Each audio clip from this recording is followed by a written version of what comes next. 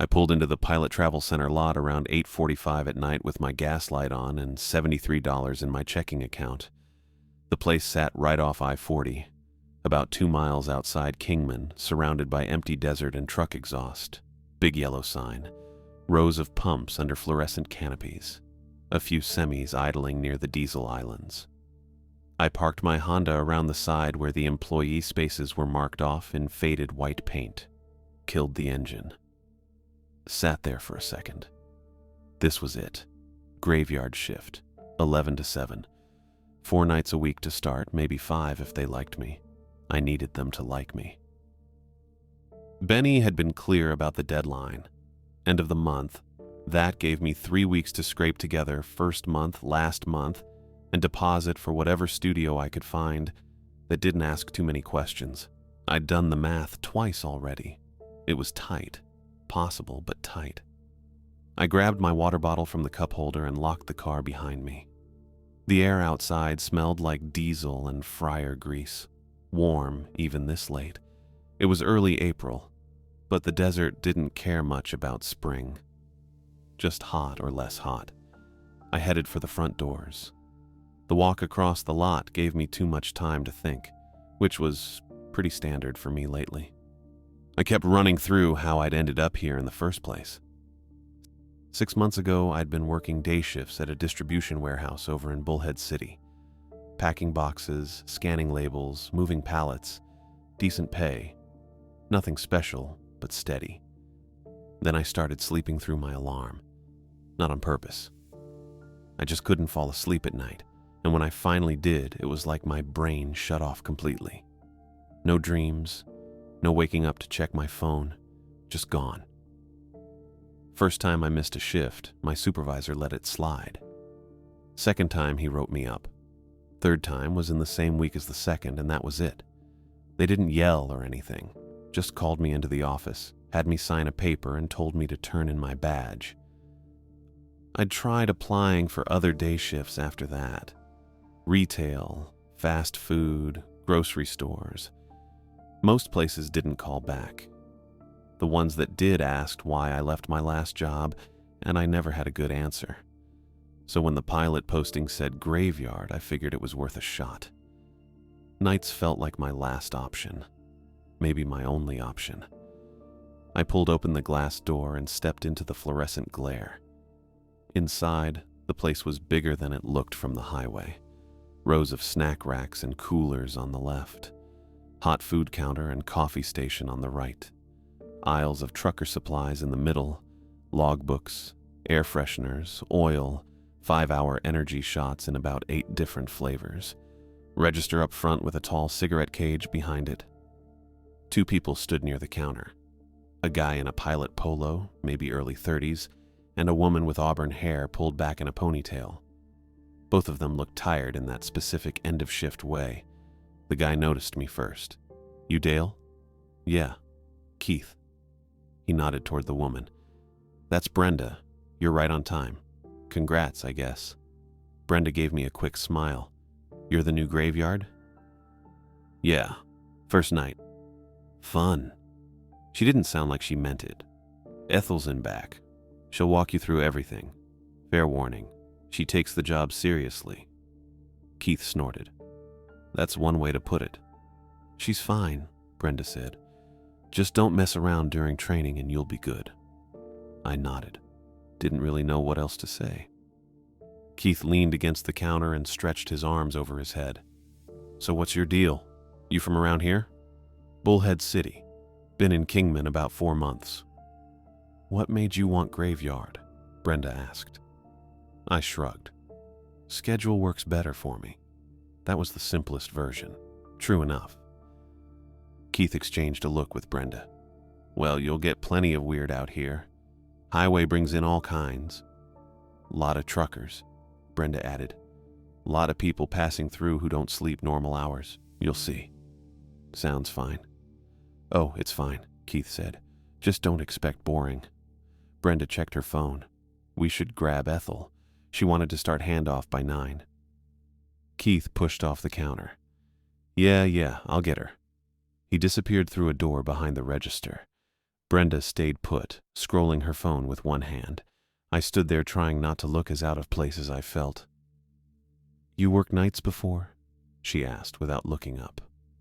"Not really. Warehouse stuff. Day shifts." "This'll be different." She glanced at me. "It's pretty dead from like 2 to 5, then you get the early crowd rolling in around 5:30. Truckers, commuters, whoever. That part goes fast." "Makes sense." She tucked her phone into her back pocket. "Keith's gonna tell you about all the bizarre customers we get. He likes that stuff. Honestly, most of it's just highway traffic.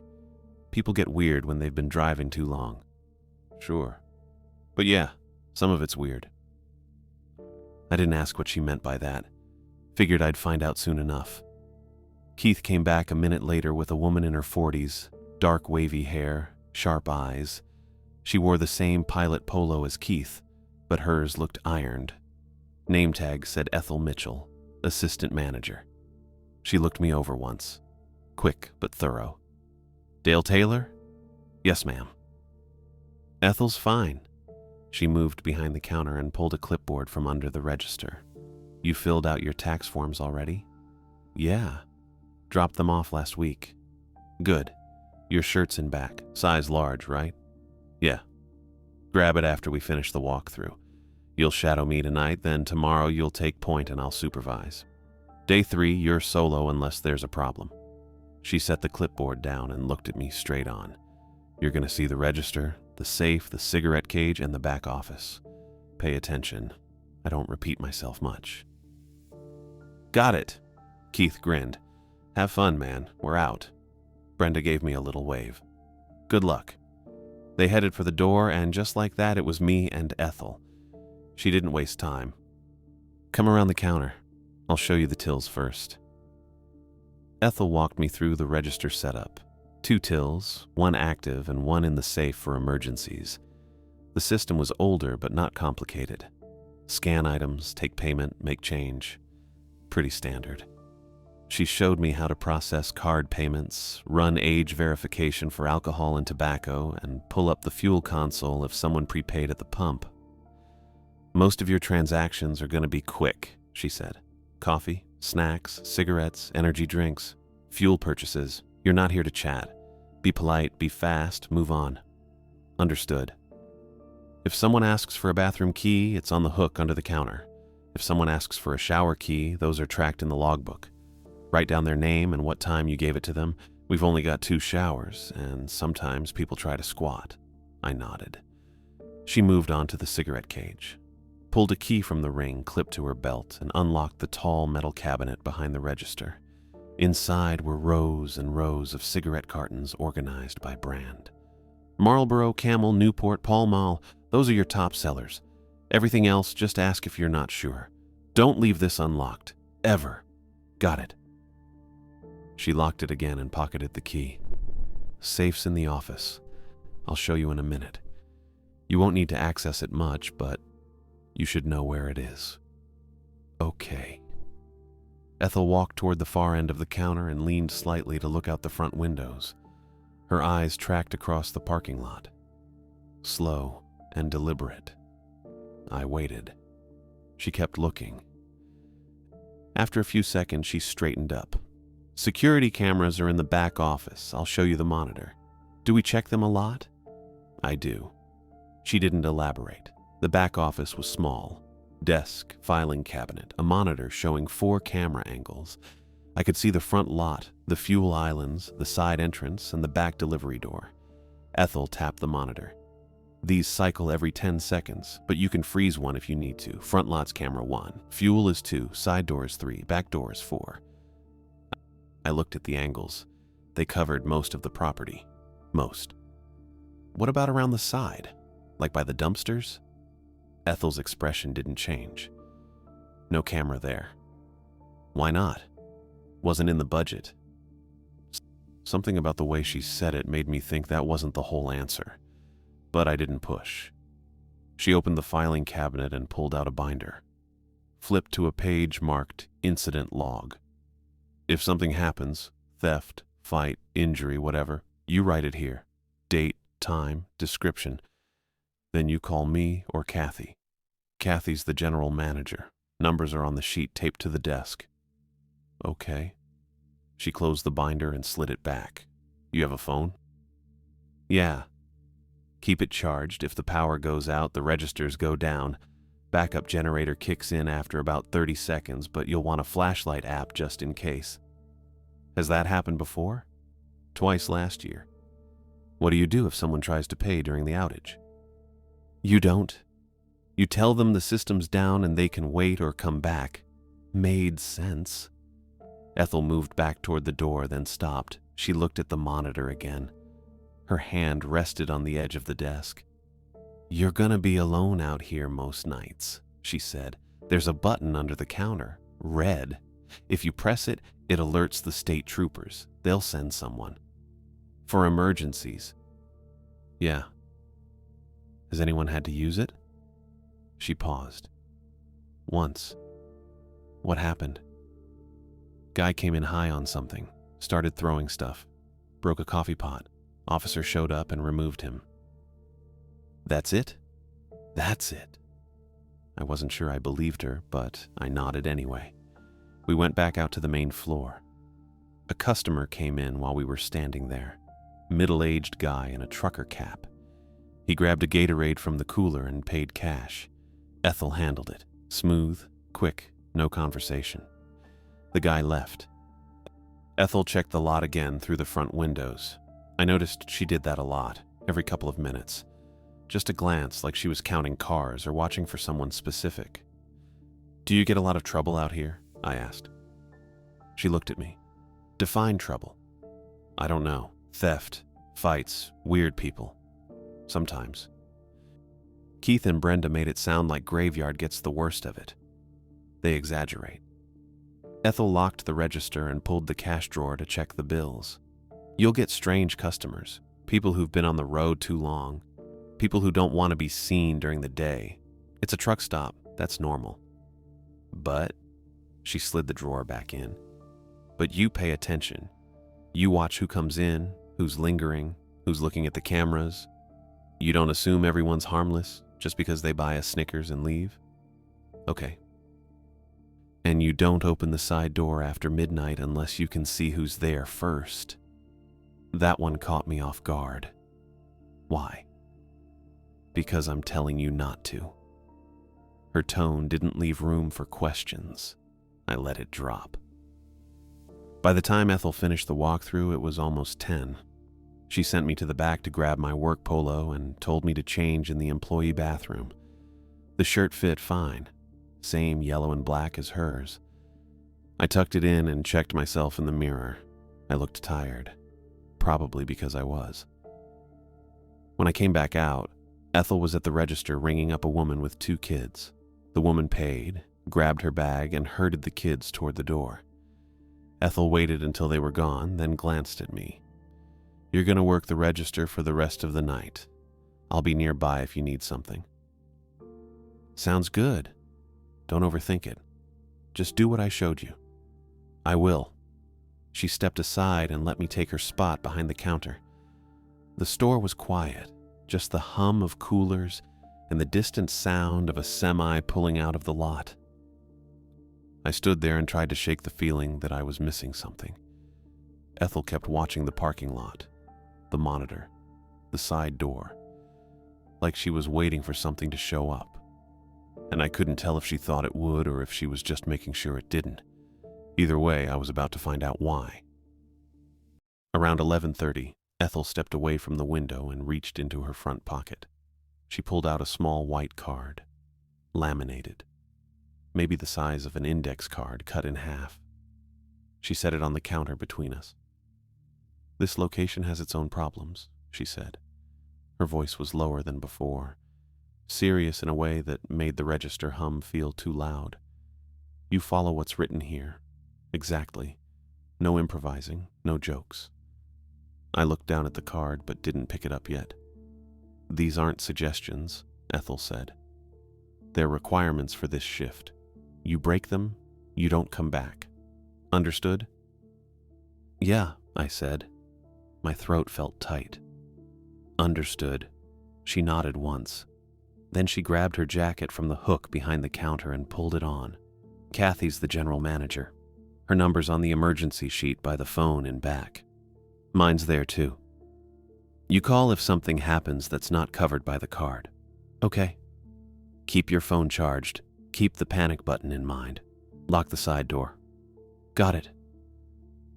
Ethel looked at me for a long moment. Then she looked at the card on the counter. Good luck tonight, Dale. She walked out through the front door at 11:45. I watched her get into a silver Camry and pull out of the lot. Her taillights disappeared down the access road. That was it. I was alone. The store felt bigger suddenly. The fluorescent lights buzzed a little. I could hear the coolers cycling and the coffee maker burbling and the distant sound of a semi idling out by the fuel islands. I picked up the card. The front side had 5 rules typed in plain black text. No logo, no header, just numbers and instructions. 1. Do not accept the radio if offered before 3 a.m. 2. If a teenage girl tries to leave a wallet on the counter after 2 a.m., take it to the back office immediately. Do not open it. 3. Keep 1 salt packet beneath the register at all times between 1 a.m. and 5 a.m. 4. At exactly 4:44 a.m., turn off all lobby lights for 1 minute. Stand behind the counter. Do not look outside. 5. If someone knocks on the side door between 3 a.m. and 4 a.m., check the camera first. If you cannot see anyone, do not open the door. I read it twice. Then I kind of laughed, just once. A short, confused sound that came out before I could stop it. It was absurd. It sounded like one of those creepy pasta things Benny used to send me back when we first moved in together. Weird rules for night shifts at gas stations or hotels or whatever. People made them up for fun. Except Ethel hadn't been joking, and the card was laminated. I turned it over. The back was blank. I set it down next to the register and looked around the store. Everything looked normal. Rows of chips and candy, coolers full of drinks, the coffee station against the right wall with its stack of lids and straws and napkins. Then I saw it. A rectangle on the floor, outlined in red tape. It was over by the soda fountain, maybe 3 feet long and 2 feet wide. The tape formed a perfect border, bright against the scuffed white tile. I stared at it. I was certain, completely certain, it hadn't been there earlier. I'd walked past the soda fountain twice during training. I'd noticed the napkin dispenser and the straws and the little plastic tray for lids. I would have seen red tape on the floor. But there it was. I picked up the card again and reread it. None of the rules mentioned tape, or a rectangle, or the soda fountain. I looked back at the outlined space. It was empty. Just tile inside the border. My chest felt tight. I put the card in my pocket and walked over to the rectangle. I crouched down and touched the edge of the tape. It was smooth, stuck flat. Not fresh exactly, but not old either. I stood up and checked the soda fountain. 5 dispensers, ice chute, lid organizer, cup stacks in 4 sizes. Nothing weird. I walked back to the counter. The clock on the register screen said 11:58. I pulled the card out again and focused on Rule 3. Salt packet beneath the register between 1 and 5. I opened the cabinet under the counter. Cleaning supplies, a box of receipt paper, a flashlight with a cracked handle, no salt. I walked over to the hot food area. There was a condiment station next to the roller grill with little bins for ketchup, mustard, mayo, relish, and salt and pepper packets. I grabbed 1 salt packet. It was the cheap kind. White paper with salt printed in red letters. I went back to the counter and put it under the register, tucked it next to the receipt paper so it wouldn't slide around. The clock said midnight. I exhaled. All right.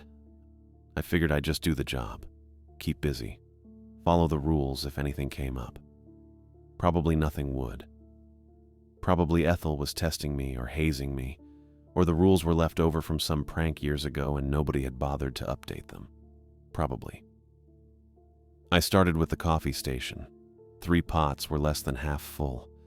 I dumped them, rinsed the carafes in the little sink behind the counter, and started fresh brews.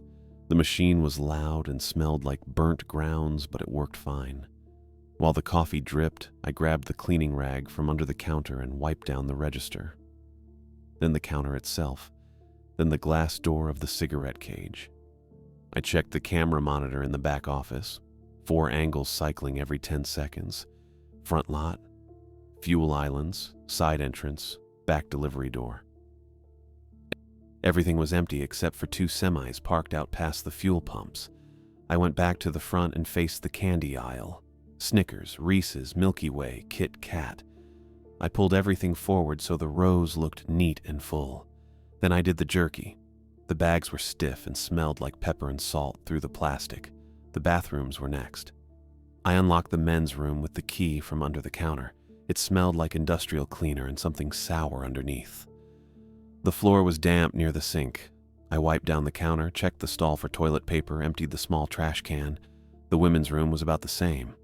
Cleaner, maybe, less smell. I locked both doors again and hung the key back on its hook. The clock said 12:32.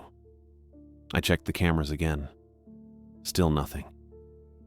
I walked back to the front and looked at the rectangle by the soda fountain. Still empty. I forced myself to top off the coffee station, added lids to the dispenser, straightened the stir sticks. 12:41. I walked down the center aisle and organized the trucker supplies, logbooks, bungee cords, oil bottles, air fresheners shaped like trees. I checked the cameras. I wiped the counter again even though it didn't need it. 12:55. I stood behind the register and pulled the card out of my pocket. Read the rules again. Do not accept the radio if offered before 3. If a teenage girl tries to leave a wallet after 2, take it to the back immediately. Keep 1 salt packet beneath the register between 1 and 5. At exactly 4:44, turn off all lobby lights for 1 minute and don't look outside. If someone knocks on the side door between 3 and 4, check the camera first. If you can't see anyone, don't open it. I put the card back. I looked at the rectangle. It was still just tape on the floor.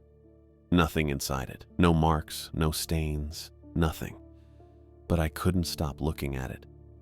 Every time I wiped the counter or checked the cameras or straightened a shelf, my eyes went back to that red outline by the soda fountain, waiting for something to appear, or maybe making sure nothing did. At 1:11 in the morning, the whole store shifted. That's the only way I can describe it. The ice machine stopped mid-cycle, just cut out halfway through whatever mechanical process it was doing. The cooler fans went quiet at the same time. All of it together. The silence felt hollow. Wrong. I looked up from the counter. There was a man standing inside the red-taped rectangle by the soda fountain.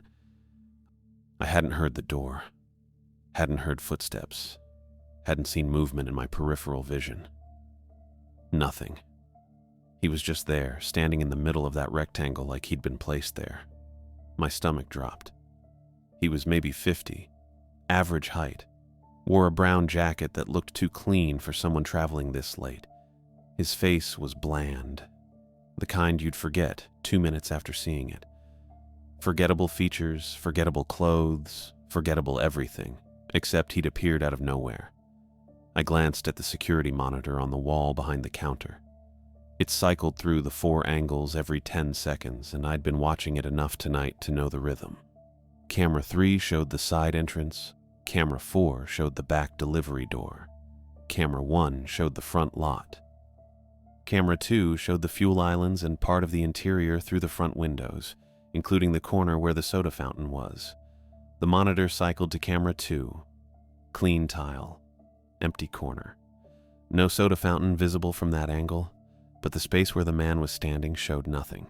Just floor. I looked back up.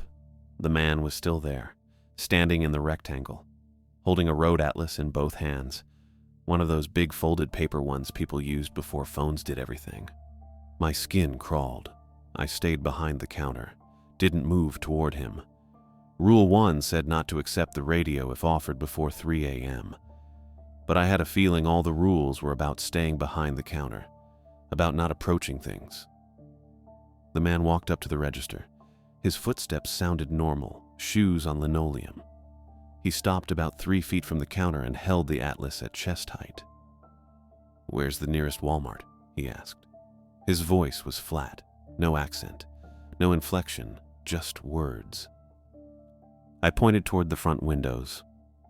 "Back on the highway, head west toward town. Maybe 10 minutes. There's one on the left, past the first big intersection." The man nodded once, then he asked again, "Where's the nearest Walmart?" Same words, same flat tone, same posture. The atlas hadn't moved. His head was angled the exact same way. My heart kicked hard against my ribs. I'd read the card a dozen times tonight. I'd memorized all 5 rules. Rule 1 didn't say anything about questions or directions or road atlases, but it said do not accept the radio if offered before 3 a.m. That implied something would offer something before 3. That implied repetition. A second ask. This was the second ask. I didn't answer him. Instead, I turned to the register and hit the button to start a transaction. My hands moved fast. I didn't scan anything. Just typed in a price from memory. 99 cents. The cheapest thing I could think of. A candy bar or a lighter or something. Didn't matter. The register beeped and showed 99 cents on the screen. I hit the cash button, printed the receipt. The receipt rolled out of the machine and I tore it off. My hands were shaking a little. I grabbed the stapler from under the counter, old, red, probably been there for years, and walked to the condiment station. I pulled 1 salt packet from the bin, the same kind I'd tucked under the register earlier, cheap white paper with salt printed in red letters. I walked back to the counter, set the receipt down flat, placed the salt packet on top of it, and stapled them together.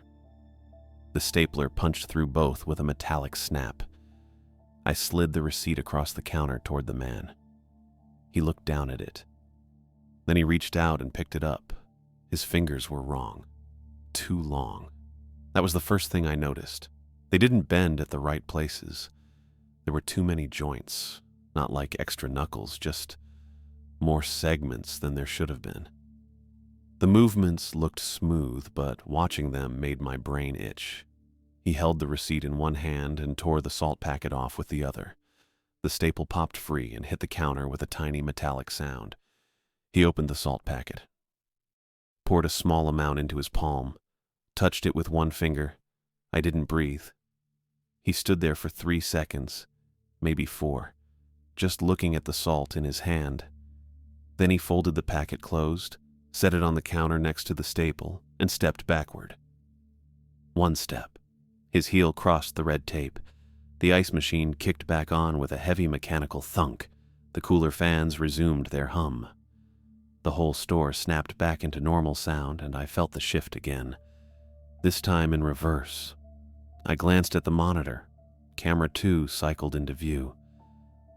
The man was there, visible, standing right where I could see him in real life, just outside the red rectangle now. The feed matched. He turned and walked toward the front door. His footsteps sounded normal. His back looked normal. The atlas was tucked under one arm. He pushed through the front door and the chime dinged. I watched him walk across the parking lot toward the fuel islands. He didn't go to a car, just kept walking, past the pumps, past the 2 semis parked in the far spaces, out toward the access road. Then he was gone. I stood there for a long time, maybe a full minute. My heart was still pounding. My hands were still shaking. The salt packet sat on the counter next to the staple. I picked up the staple and dropped it in the trash. Then I grabbed the salt packet, walked back to the condiment station, and threw it away in the small trash bin there. I checked the monitor again. All 4 cameras, nothing. I walked back to the counter and pulled the laminated card out of my pocket. Read Rule 1 again. Do not accept the radio if offered before 3:00 a.m. Not a word about atlases. Not a word about Walmart. But I'd followed the pattern. Second ask. Salt packet. Stay behind the counter. I figured that was close enough. I put the card back in my pocket, checked the salt packet under the register to make sure it was still there, and looked at the clock on the register screen. 1:17 a.m. 6 minutes. The whole thing had taken 6 minutes. I grabbed the cleaning rag and wiped down the counter even though it didn't need it. Just needed something to do with my hands. Something normal. The store hummed around me. Ice machine running. Coolers buzzing. Coffee maker gurgling. Everything sounded right again. I kept the counter between me and the rest of the store. Didn't go near the red rectangle. Didn't go near the soda fountain. Just stayed where I was and kept my eyes on the door. I spent maybe 10 minutes doing nothing productive. Checked the cameras. Looked at the salt packet under the register.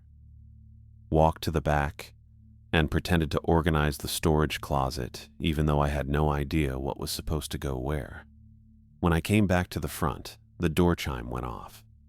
A girl walked in. Teenage. Maybe 16 or 17.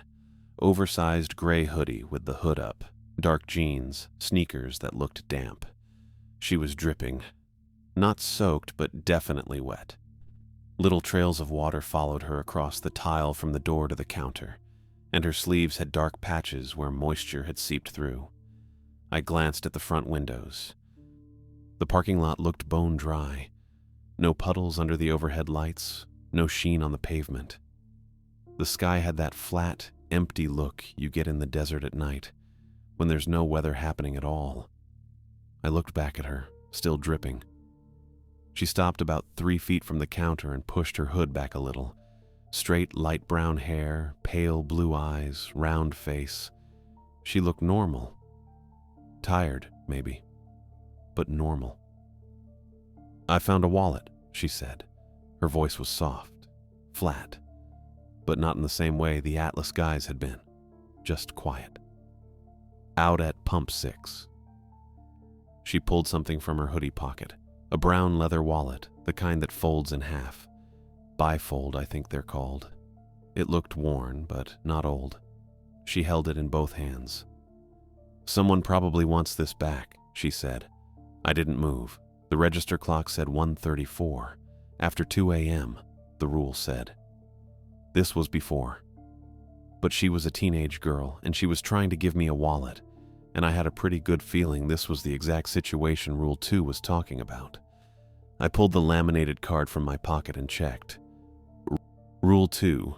If a teenage girl tries to leave a wallet on the counter after 2 a.m., take it to the back office immediately and do not open it. After 2. This was 1:34. I looked up at her. She was watching me. Patient. Not annoyed that I was reading a card instead of helping her. "You can take it," she said. "I don't need a reward or anything." I thought about Ethel's face when she'd told me to follow the rules exactly. No improvising. The rule said after 2 a.m. It didn't say anything about before 2. But it also didn't say teenage girls only existed after 2, and the whole reason you write a rule that specific is because the thing happens. I put the card back in my pocket. "You should take it to the state troopers," I said. "There's a post about 15 minutes west, or you can leave your contact info and I'll add it to the lost and found log." She didn't blink, just kept looking at me. "I'd rather leave it here," she said. "We don't usually hold wallets," I said. That wasn't true. I had no idea what we usually did, but it sounded reasonable. She stepped closer. Now she was maybe 2 feet from the counter. Close enough that I could see her hoodie up close. The fabric around her shoulders was definitely wet, darker than the rest. But there were no individual drops clinging to it. Just dampness, spread out evenly. "It'll be easier if you take it," she said. I reached under the counter and tapped the safe twice with my knuckles. 2 quick metallic knocks. I don't know why I did that. The card didn't say to. But when the Atlas guy had asked his question the second time, I'd gone for the salt and that had worked. The safe felt like the same kind of move. Practical. Specific. The kind of detail that mattered. Her gaze shifted. Not much, just a few inches to my left, like she was focusing on the air beside my shoulder instead of my face. It only lasted a second. Then her eyes came back to me. "I'll just leave it here," she said. She set the wallet on the counter between us, right in the center. Then she stepped back. I didn't touch it. "I can't accept that," I said. She tilted her head slightly. Still no expression, no frustration, no confusion, nothing. "It's not for you," she said. "It's lost property." I looked down at the wallet. It sat there looking completely normal. Brown leather, stitching along the edges, slight crease down the middle from being folded. I grabbed a pen from the cup next to the register. Cheap blue ballpoint with the pilot logo printed on the side. I leaned over the counter and used the pen to push the wallet toward the edge. It slid across the laminate easily. When it reached the edge, I gave it one more nudge and it tipped over and fell onto the floor behind the counter. Soft thud when it hit the tile. I straightened up and looked at her. She looked back. "Okay," she said. Then she turned and walked toward the door. I watched her the whole way. Her sneakers left faint wet prints on the tile, but they faded fast. She reached the door and it swung open without her touching the handle. Maybe she pushed it with her shoulder. Maybe it was just the way she leaned into it. The chime rang. She stepped outside and walked across the parking lot. Slow, steady pace. Not in a hurry. I moved to the front window and watched her through the glass. The wetness on her hoodie didn't move right. I couldn't explain it better than that. It was damp, sure. But when she walked, the fabric shifted, and the wet patches didn't ripple or drip or cling the way water does. They just stayed in place. Flat. Even. She walked past the fuel islands, past the two semis parked in the far spaces, out toward the access road. Then she was gone. I stayed at the window for another minute. The parking lot was empty. Dry pavement, no rain, no puddles, no sign anyone had been there. I walked back to the counter and looked down. The wallet was still on the floor where it had landed. About a foot to the left of the safe, face up, so I could see the leather grain in the stitching. I didn't pick it up. The rule said take it to the back office immediately, but that was only if it happened after 2 a.m., and this had been at 1:34, so maybe the rule didn't apply. Or maybe the rule applied anyway because the situation was close enough. Or maybe I'd already screwed it up by not taking it, and touching it now would make things worse. I left it there. I grabbed the cleaning rag from under the counter and walked to the coffee station, wiped down the counter even though it was already clean, checked the pots. They were still half full and fresh enough. I went to the condiment station and topped off the lids, straightened the stir sticks, opened the cup dispenser and pulled the stack forward so the edges lined up. My hands were shaking a little, so I kept them busy. I walked down the candy aisle and faced all the wrappers forward. Snickers, Reese's, Kit Kat. Pulled them to the front edge of the shelf so they looked full. When I got back to the counter, I checked the clock, 1:41. I looked at the red-taped rectangle by the soda fountain. Empty. But I felt watched. Not the way you feel watched when someone's staring at you. More like the feeling you get when you're alone in a house and you're pretty sure you're alone, but you can't quite convince yourself. I checked the cameras, cycled through all 4 angles. Front lot, fuel islands, side entrance, back delivery door. Nothing. I walked to the front window and looked out at the parking lot again. Still dry. Still empty. The feeling didn't go away. I restocked the cup lids again, even though I'd already done it. Organized the napkins, straightened the straw dispenser. Every time I glanced toward the soda fountain, the feeling got stronger. I kept my back to it and focused on the cups. At 2:36, I smelled pennies. Not the faint metallic scent you get from handling coins. This was thick, sharp. It came from the hallway leading back to the showers and crept forward through the store in a slow wave that made my throat tighten. I stepped away from the counter and looked toward the back. The hallway was empty. Fluorescent lights hummed overhead, but the smell kept coming, spreading across the front of the store like something physical pushing through the air. I backed up to the register. My hand hit something solid on the counter, a small plastic radio I hadn't noticed before. Black casing, retractable antenna, old-school dial tuner. I didn't remember seeing it during training. Didn't remember Ethel mentioning it. I picked it up and turned it over. No dust. The battery compartment had fresh AA inside. The penny smell reached the register. My eyes watered. I clicked the radio on. Static hissed through the tiny speaker. I turned the dial, scanning through dead air and crackling white noise until I hit something around the middle of the AM band. A talk show host mid-sentence, his voice calm and conversational. "Calling from Tulsa, and you're on the air." The smell stopped moving forward. I held the radio and watched the hallway. The metallic scent didn't fade, but it didn't advance either. It stayed right where it was, like it hit an invisible wall at the edge of the front counter area. The radio host laughed. "Well, that's a new one. Hold on, let me..." I set the radio down next to the register and kept the volume low, just loud enough to hear. The smell didn't push any closer. I checked the clock. 2:38. A scraping sound pulled my attention back to the counter. The red stapler, same one I'd used earlier with the Atlas man, was sliding slowly toward the edge. Not fast, just a steady creep, metal base dragging across laminate with a faint grinding noise. I grabbed it and moved it back 6 inches, closer to the register. Then I watched it slide forward again, same speed, same angle, like the counter was tilted, except when I put my palm flat on the surface it felt completely level. I picked up the stapler and set it all the way back against the cigarette cage. It started moving again immediately, slow and deliberate, inching toward the edge. I left it, let it scrape forward while I checked the cameras. Front lot, empty. Fuel islands. 2 semis still parked in the far spaces, same as before.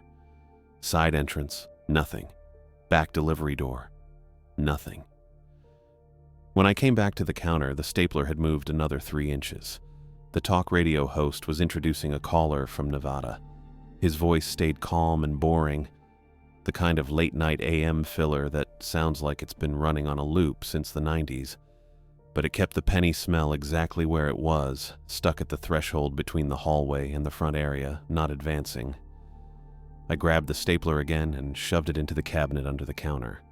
Closed the door, stood up. The scraping sound started again. I opened the cabinet.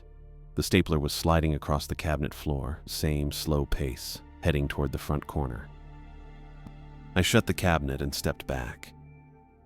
The radio host said something about weather patterns. A caller disagreed. I stopped listening to the words and just let the sound fill the space. The penny smell stayed where it was, thick and metallic and wrong, but contained. I wiped my hands on my work pants and checked the clock again. 2:51. The stapler kept scraping inside the cabinet, faint but constant. I walked to the front windows and looked outside. Dry pavement, empty pumps, no movement. The sky was flat black with no stars visible, just the orange-yellow glow from the overhead fuel island lights cutting harsh shadows across the lot. When I came back to the counter, I opened the cabinet again. The stapler had reached the front corner and stopped, just sitting there, motionless. I left it and checked the salt packet under the register. Still there. White paper, red letters. The radio cycled to a commercial, some guy selling water softeners. The penny smell didn't move. I stood behind the counter and waited. At 3:15, someone started pounding on the side door. Not knocking. Pounding. Hard and fast, like fists hammering sheet metal. I grabbed the laminated card from my pocket and checked Rule 5.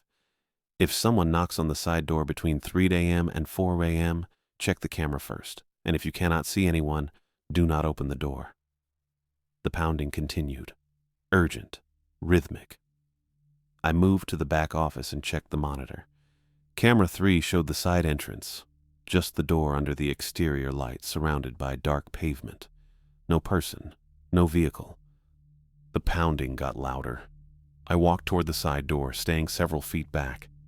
The hallway still smelled like pennies, though the radio kept it from spreading. The door shook slightly with each impact. "Hey!"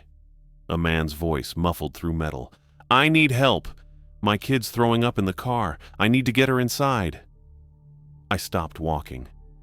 "Please, man, she's really sick. I just need some water in the bathroom." I stepped closer to the door. There was a narrow window at eye level, reinforced with wire mesh. I looked through it. A man stood outside. Around 5'9", heavy-set, dark hoodie pulled up over his head. His face was shadowed, but I could see stubble on his jaw, broad nose, brown eyes. He was looking straight at me. "Thank God," he said, voice clearer now. "Can you unlock this? She's in bad shape. I really need..." I looked at his feet. He was standing wrong. Not wrong like unbalanced. Wrong like the door wasn't where it should be. His stance was angled slightly left. Weight shifted, like he was facing something 2 feet to the side of the actual door frame. And his position, I couldn't explain it exactly, but it looked like he was standing on the wrong side of something, like there was a line I couldn't see, and he was on the far side of it, even though he was clearly right outside the door.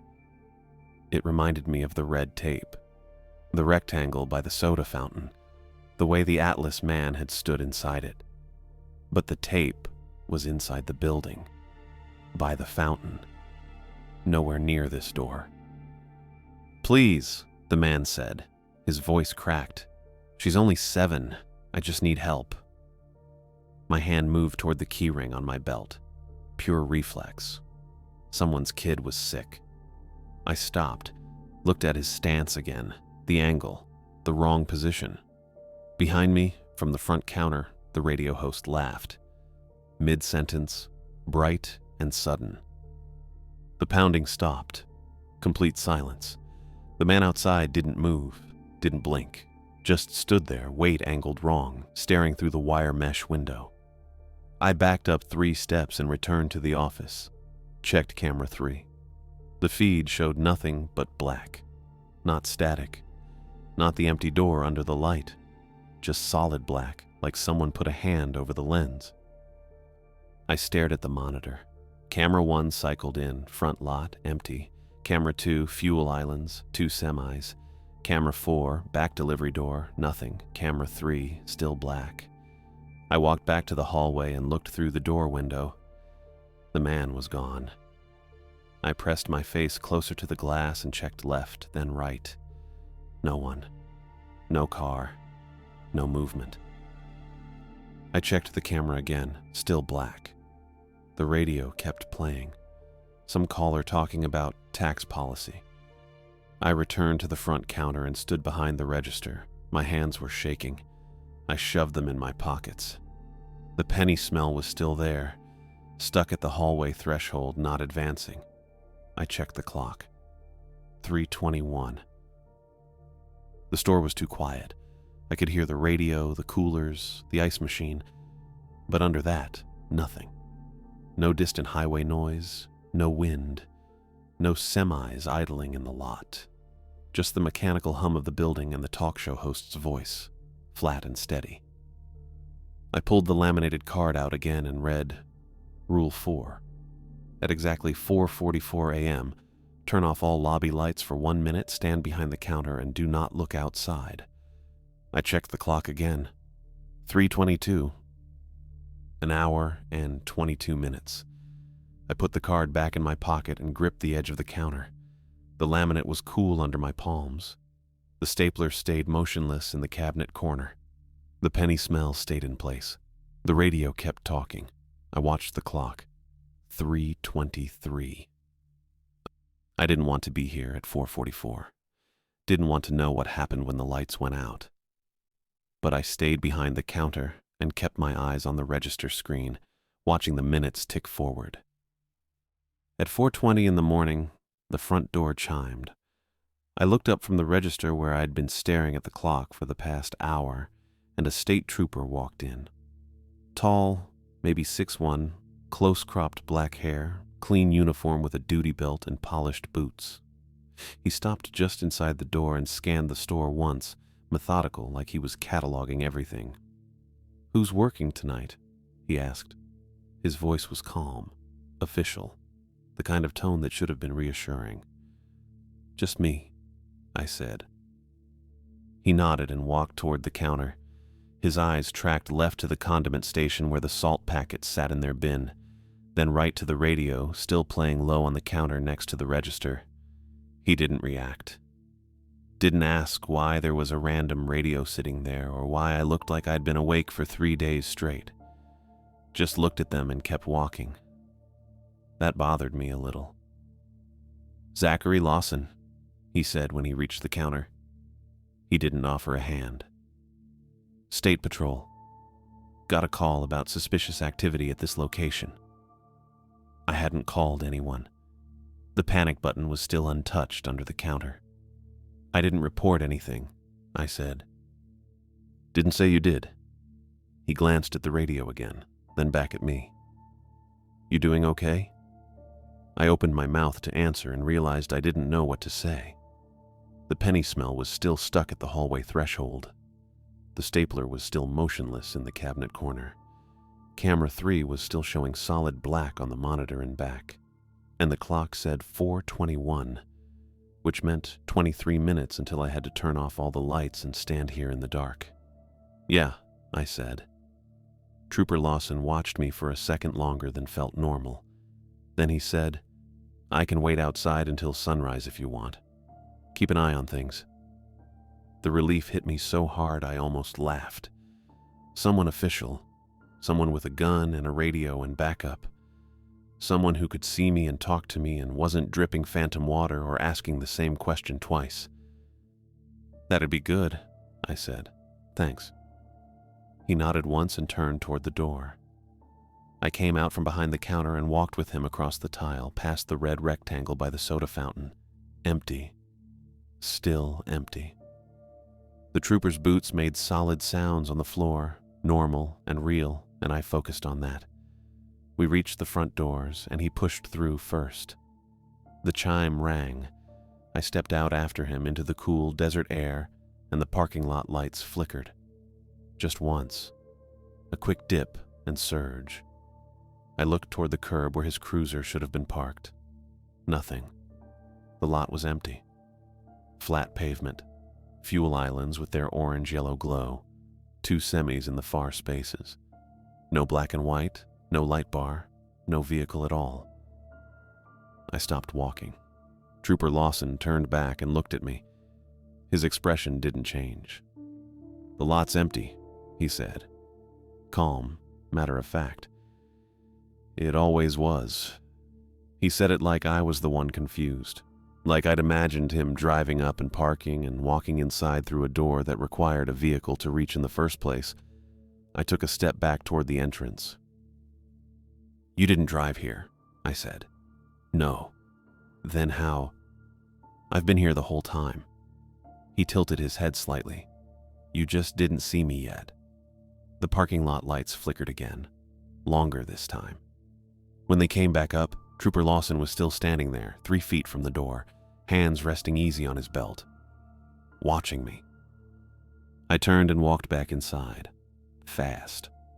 The chime rang behind me and I grabbed the door and pulled it shut, flipping the lock with shaking hands. The deadbolt clicked into place. The radio on the counter clicked off. Not static, not a fade, just off. Instant silence where the talk show host had been mid-sentence. The penny smell surged forward. It hit me like a wall, thick and sharp and metallic, flooding out from the hallway and spreading across the front counter area in one heavy wave. I backed up against the cigarette cage and checked the wall clock above the coffee station. 4:38, 6 minutes. The clock's second hand moved forward. Slow. Too slow. Like it was dragging itself through something thick. I pulled the laminated card from my pocket and read Rule 4 again, even though I'd memorized it an hour ago. At exactly 4:44 a.m., turn off all lobby lights for 1 minute. Stand behind the counter. And do not look outside. I shoved the card back in my pocket and looked at the front doors. Condensation was forming on the glass. Slow trails of moisture creeping down from the top edge, fogging the surface from the outside in. I could see the parking lot through it, blurred and warped, and I could see the trooper-shaped outline still standing close to the door. Not moving, just standing there, staying close. The second hand on the clock dragged forward. 4:40, 4:41, 4:42. I checked the salt packet under the register. Still there. I checked the cabinet. The stapler sat motionless in the front corner. I checked the cameras and found camera 3 still showing solid black. But the others were normal. Front lot empty. Fuel islands quiet. Back door clear. 4:43. I moved behind the register and put my hand on the light switches mounted on the wall behind the counter. 3 toggles. One for the fuel island overheads, one for the back offices and storage, one for the main lobby. I rested my fingers on the third switch and watched the clock. The second hand crept past the 12. 4:44. I flipped the switch. The lobby went dark. Not complete. The glow from the fuel islands outside came through the windows, orange and faint, and the exit signs over the bathrooms stayed lit. But the overheads were off, the fluorescents silent, and the shadows filled in thick around the edges. I started counting. 1, 2, 3. The red tape around the rectangle by the soda fountain started glowing, pale blue. Soft at first, then brighter, like someone had run a highlighter along the edges and hit it with a black light. The glow spread up from the floor, illuminating the tape in a thin line that marked the boundary clear and sharp. I understood. It was a boundary, a line something couldn't cross. The Atlas man had appeared inside it and couldn't leave until I gave him the receipt. The girl had stayed outside it. The stapler had tried to move toward it but couldn't make it past the counter. Something flat and quick skittered along the edge of the glowing tape. I couldn't see it clearly, just movement. Low to the ground, fast, sliding along the line like it was testing for a gap. It circled the rectangle once, twice, and stopped at the corner nearest the counter. It didn't cross. 15, 16, 17. A thump came from behind the counter. I looked down. The wallet, the one the girl had dropped. It was thumping against the inside of the trash can I'd shoved it into an hour ago. Rhythmic, steady. It matched my pulse. Thump, thump, thump. 23, 24. I looked at the front doors. The condensation was thick now, almost opaque, and through it I could see the outline leaning in close, pressed against the glass. The shape was wrong. Shoulders too wide, head too narrow, and where the mouth should have been there was a slot. Packed with salt crystals. I could see them through the fog, small and white and gleaming, crammed into the opening, spilling slightly at the edges. 31, 32. The thing along the tape skittered again, faster now, testing the boundary in short bursts. The wallet thumped louder. The shape outside pressed harder against the glass, and the condensation ran in thick rivulets. 45, 46. My hand was still on the light switch. I kept counting. 50, 51, 52. The glow from the tape brightened. The skittering thing moved in a blur. The wallet slammed against the trash can hard enough to tip it. 58, 59, 60. I flipped the switch. The lobby lights came on, bright and instant and fluorescent. The glow vanished. The thing along the tape disappeared. The wallet went silent. The shape outside cracked. I heard it through the glass. A sharp splitting sound, like ice breaking, and the outline fractured into pieces. Dry flakes. They slid down the door in a small cascade and piled at the base, pale and brittle. The store's normal hum returned. The coolers, the ice machine, the coffee maker gurgling behind me. Everything mechanical and ordinary and steady. I stood behind the counter and didn't move for a full minute. At 5:30, the radio came back on by itself. Same station. AM talk. The host was introducing a caller from Montana. I didn't touch it. Just let it play. The penny smell was gone. Completely. I walked to the hallway threshold and checked. Nothing. Just the faint industrial cleaner scent and old coffee. I checked the cameras. All 4 were working. Camera 3 showed the side entrance under the exterior light. Empty. Normal. I checked the trash can. The wallet was inside, motionless. I checked the red tape. It looked normal. Just tape. No glow. At 6:12, the sky outside started turning gray at the edges. Dawn. Actual dawn. The front door unlocked, and Ethel walked in. She looked tired. Her jacket was zipped up and her keyring was already in her hand. She stopped just inside the door and looked at me, then at the radio, then at the pile of pale flakes at the base of the glass. "You're still here," she said. "Yeah." She walked to the counter and set her keys down. I got stuck at home. Couldn't leave until sunrise. I didn't ask why. She looked at the radio, still playing low, then back at me. "The rules aren't superstition," she said. "You know that now." "Yeah." She nodded once. Then she saw the flakes and crouched down next to the door, studying them without touching. "What was it?" "Trooper," I said. "I think." She stood and walked behind the counter, pulling a disposable coffee cup from the stack and handing it to me. "Sweep them up. Add water. They'll dissolve." I grabbed the small broom from the back and swept the flakes into the cup. They were light, brittle. They crumbled slightly under the bristles. I carried the cup to the sink behind the counter and ran water over them. They dissolved fast, clear brine. No residue, just salt water. I set the cup on the counter next to the register. Ethel looked at it, then at me. "You did good." I didn't feel good. I felt like I'd spent 8 hours in a place that shouldn't exist, following rules that shouldn't work, and I'd survived by luck and salt packets. I clocked out at 6:19. Ethel took my place behind the register, and I grabbed my jacket from the hook and back. When I came back out, she was pouring the brine down the sink. "See you tomorrow," she said. I walked out the front doors into full daylight.